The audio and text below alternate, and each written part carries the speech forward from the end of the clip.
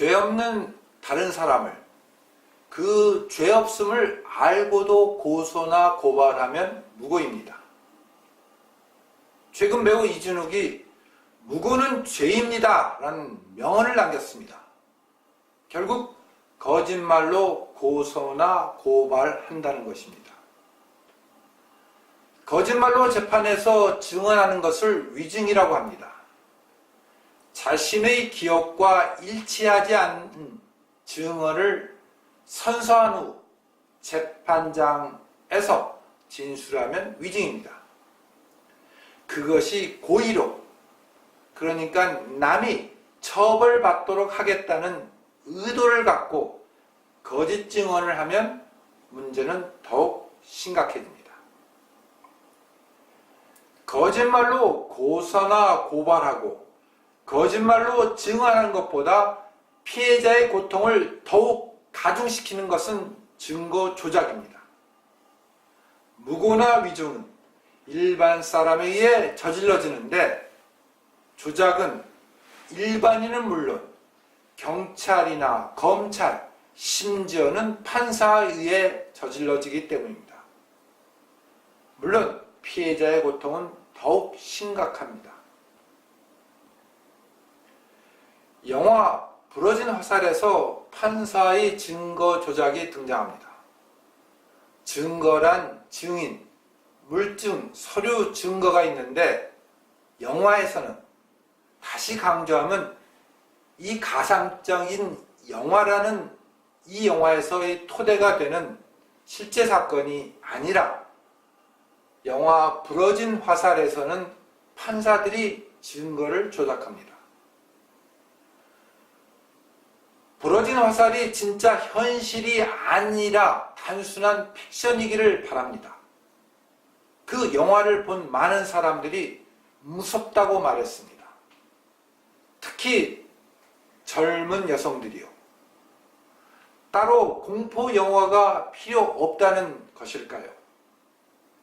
대한민국에서는 법정의 증거 조작 사실만 다큐로 만들어도 여름 도의를 위해 공포 영화를 따로 제작할 필요가 없을 정도는 아닐까요?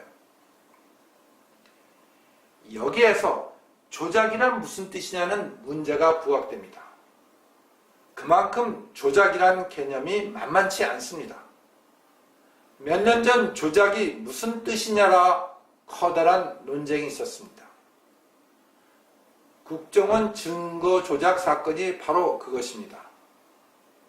실제 최근 상영한 다큐 영화 자백의 실제 사건에 대한 검찰의 기소로 시작된 다툼이었습니다.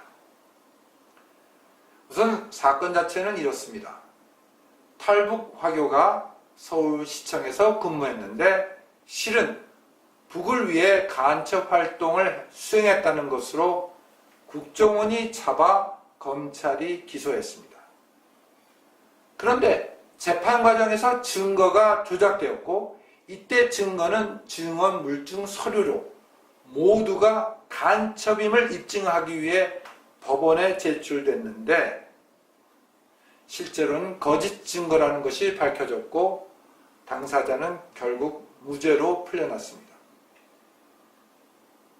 당연히 검찰은 증거를 조작한 사람들, 다시 말해 국정원 관계자들을 재판에 붙일 수밖에 없었고 이때 무슨 죄로 기소하느냐에 대해 여론이 비판한 것입니다.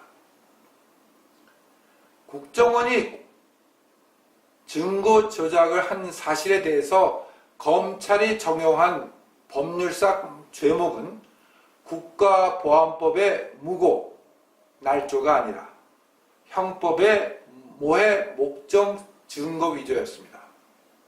물론 국가보안법보다 형법이 훨씬 처벌이 약합니다. 검찰은 이때 날조와 위조는 다르다고 주장합니다. 증거를 완전히 새로 만들어낸 것, 다시 말해서 무에서 유를 거짓으로 만든 것은 날조인 반면 비교 대상이 있는 서류, 다시 말해서 무가 아닌 검찰은 이때 날조와 위조는 다르다고 주장합니다. 증거를 완전히 새로 만들어낸 것.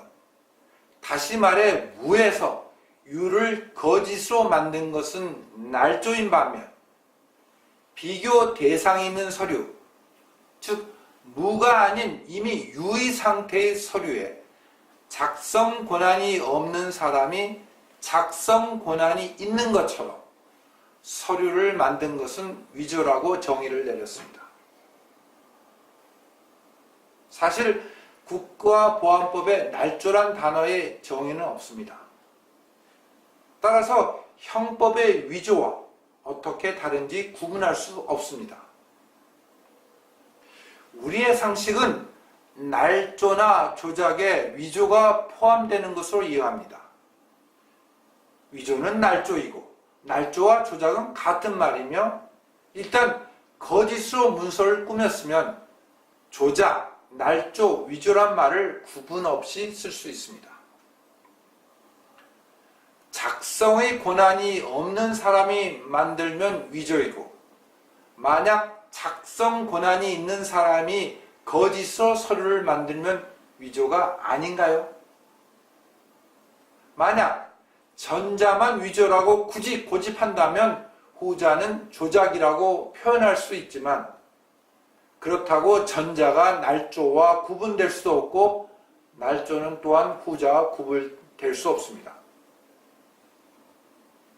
이거 굉장히 헷갈리죠? 단지 권한이 있는 자와 권한이 없는 자를 차별하여 처벌하겠다면 그 경중을 법률로서 표시하면 그만입니다. 자, 제가 한마디로 이렇게 말하겠습니다. 말장난입니다. 어떤 때는 엄한 단어와 법으로, 어떤 때는 약한 단어와 법으로 처벌하려는 것.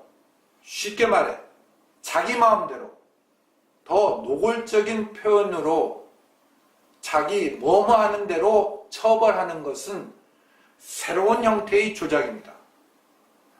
없는 것을 끼워 넣거나 있는 것을 빼는 것도 다 조작입니다.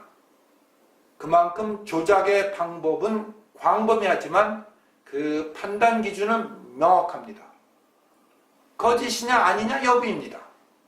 또한 거짓 여부는 실체적 사실이냐 아니냐에 달려 있습니다. 증거 조작은 단지 법정에서만 벌어지지 않습니다.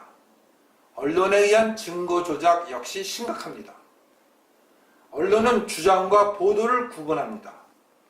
주장은 주관적이어도 되지만 그 주장도 보도된 객관적 사실에 바탕을 둬야 합니다.